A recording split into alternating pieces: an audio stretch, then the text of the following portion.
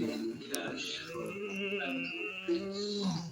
Tuesday, November 18th, upon being permanently charged, he was immediately placed on protection pending the outcome of the case. In court, Lopez, who appeared to represent, pleaded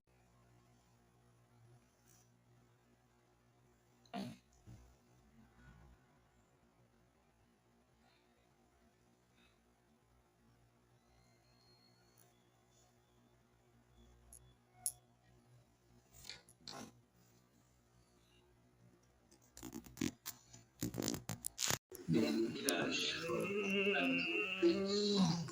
Tuesday, November 18th, upon being permanently charged, he was immediately placed on protection pending the outcome of the case.